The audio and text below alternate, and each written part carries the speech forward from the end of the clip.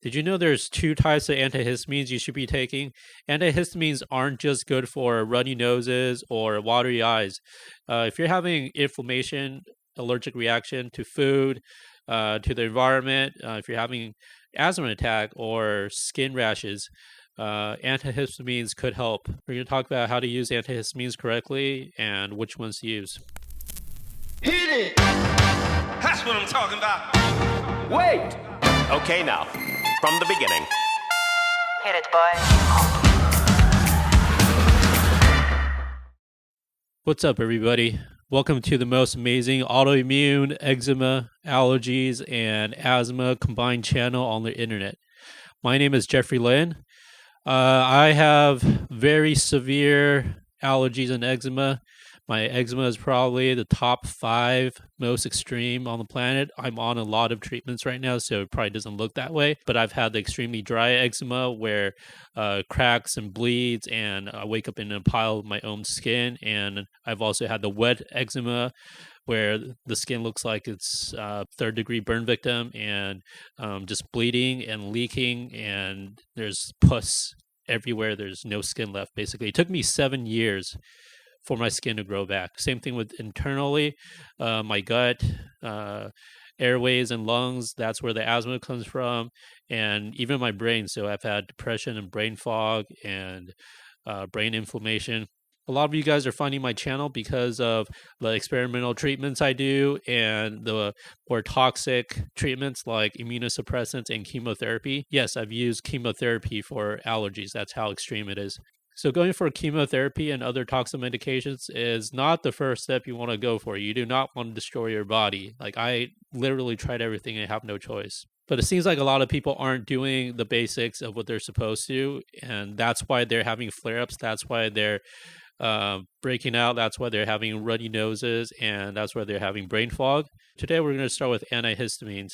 Antihistamines aren't just good for runny noses. If you have severe food allergies, if your skin's breaking out, if you're having stomach cramps, it could work. If your skin's breaking out, if your airway is closing, if you're having food allergies, antihistamines will help with that, but you got to use it in the right combination. This is what a lot of people don't know about. There's actually 4 kinds of histamines that are in our bodies that gets triggered when we come in contact with something we're allergic to. The histamines attach to different parts of our body, and that's where we get the inflammation. And if the inflammation is on the skin, we get rashes. And if the histamine is attached to somewhere in our nose or in our eyes, we get the runny nose or the watery eyes. And if the histamine is attached somewhere in your digestive system, it's going to trigger inflammation in your gut, and that's where you get diarrhea or acid reflux. So of the 4 histamines out there, there's actually only medication for 2 of the histamines. They're called H1 histamines and H2 histamines. So you want antihistamines, which block the histamines from coming in contact with your skin, or like I said, your nose or your eyes or your intestines, so that you don't get the flare-up. The medications you commonly think of as histamines, like Benadryl or Zyrtec or Allegra, these are H1 histamines. H2 histamines are actually what you see as antacids, because the H2 histamines are more active in your digestive system. So the very basic way to fight allergies is to use a combination of H1 antihistamine medication and H2 antihistamine medication. And I still use these every day, even though I'm on experimental treatments and more toxic medication, because these allow me to use less of those medications if I'm able to keep my reactions more or less under control.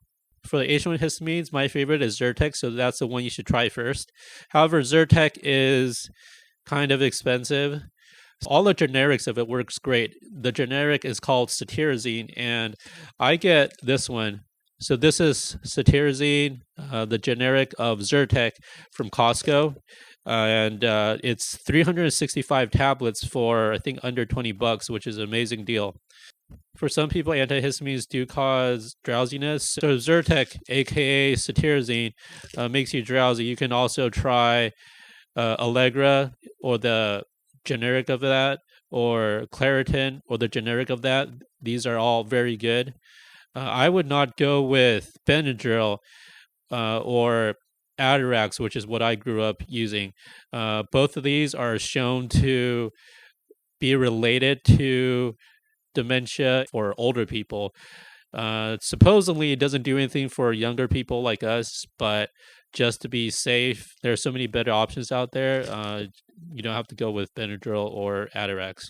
As for the H2 antihistamines, Pepsid is my favorite, and the Pepsid generic is called famotidine. This is also the generic I get from Costco, and you get 2 bottles of this, so it'll be 250 tablets for less than $10. The other ones you see over the counter are also good, like Zyrtec, and you can get the generic of that. You just want to see which ones work best for you. So for the H1 antihistamines like cetirizine or the H2 antihistamines like famotidine, you just gotta try them out and see which one's the most effective for you and which one causes the least side effects like drowsiness. Hopefully you won't feel drowsy to either of these, but just some people do. So just be aware of that, and make sure you talk to your doctor about how to use these in combination with each other. And I know you guys aren't just here for me to tell you what medications to use. You want to understand the whole process, right? So, a quick rundown of how the allergic reaction works. Let's say your body comes into contact with an allergen, like ragweed. Your body will make something called an IgE antibody, and these IgE antibodies will attach themselves to something called a mast cell. So, the next time you come in contact with the allergen, the IgE on the mast cells would recognize the allergen. The IgE kind of acts like a detector, and the mast cells will release various chemicals. And the histamines will go to various parts of your body, like I said, the skin, your intestines, your lungs, or your nose and eyes. And it'll cause inflammation to defend your body against these foreign allergens. So every step along that allergic reaction chain, from the IgE to the histamines and to even the inflammation, you have medication to deal with each of those. And again, back to this video, the antihistamines block the histamines from coming in contact with the certain part of the body, such as the skin or the lungs or your intestines or your nose and eyes. And if using antihistamines don't work, then you got to move a little bit up the chain to the mast cells, which produce the antihistamines. And that's where you hear of diseases like the mast cell activation system, or MCAS. It's just saying the mast cells are unhealthy and it's producing too much histamines. And so, like the cromolyn that I use is used to control the mast cells and make it normal. And also, like Singulair is also used to help stabilize the mast cells, and that's something I've also used. So that's something you can ask your doctor about. If the main problem of your allergic reaction is because of the IgEs in the beginning of the chain instead of the mast cells or the histamines, then you can try an injection called Xolair, medical name omalizumab.